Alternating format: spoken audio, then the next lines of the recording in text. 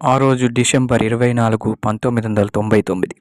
ఆ రోజు క్రిస్టమస్ రోజు కొంతమంది ఫ్లైట్‌లో అలా వెళ్తున్నారు. కానీ వాళ్ళకి తెలియని విషయం ఏందంటే వాళ్ళు చావుకి దగ్గరలో ఫ్లైట్‌లో ఏందంటే ఒకరోజు ఇలా జరిగింది. కొంతమంది ఇలా ఫ్లైట్‌ని ఆపారు. సడెన్‌గా ఫ్లైట్‌లోకి కొంతమంది హైజాకర్స్ అంటే కొంతమంది టెర్రరిస్ట్ గ్రూపుల వాళ్ళు వచ్చి ఇలా ఆపి మొత్తం అందరిని మీరు ఇక్కడే 7 రోజులు ఉన్నారు. ఇక మీ చావు తప్పితే ఏం లేదు. మా వాళ్ళని రిలీజ్ చేస్తే తప్ప మీరు బతకరు అని చెప్పి ఫ్లైట్‌ని వేరే చోటికి తిప్పమన్నారు.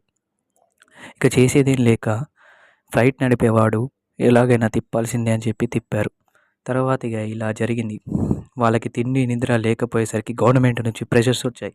వాళ్ళని ఎలాగైనా వాళ్ళు చెప్పినట్టు ఆ ముగ్గురు టెర్రరిస్ట్‌ని రిలీజ్ చేయాలని గవర్నమెంట్ ఫైనల్లీ డిసైడ్ చేసుకొని ఆ ముగ్గురు టెర్రరిస్ట్‌లని రిలీజ్ చేసింది. తర్వాత ఈ ముగ్గురు టెర్రరిస్టుల వల్ల ఇండియాకి చాలా పెద్ద మారుచీటని పేరొచ్చింది.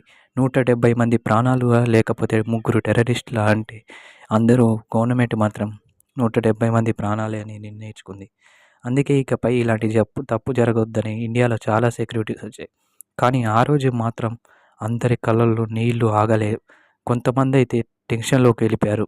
న్యూస్‌లో అందరి చోట్ల న్యూస్ పేపర్ నుంచి న్యూస్‌ల వరకు మొత్తం ఇదంతా వచ్చింది. చర్చ కూడా జరిగింది.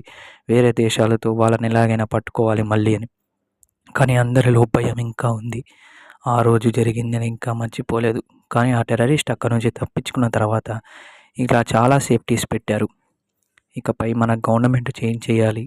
ఇంకా చాలా మార్చాలి అని చెప్పి పార్లమెంట్ వరకు వెళ్ళారు 2001లో. అక్కడ జరిగిన ఒక అటాక్ మీద ఇంకా నేను పార్ట్ 2 వీడియో చేస్తాను. దాన్ని చూడండి. ఈ అటాక్‌లో పిల్లలు, తల్లిదండ్రులు అందరూ క్రూరంగా, ఘోరంగా భయపడ్డారు. అప్పుడు ఆ తప్పించుకున్న తీవ్రవాది అక్కడి నుంచి వెళ్ళి ఒక గ్రూప్‌ని ఏర్పాటు చేశాడు.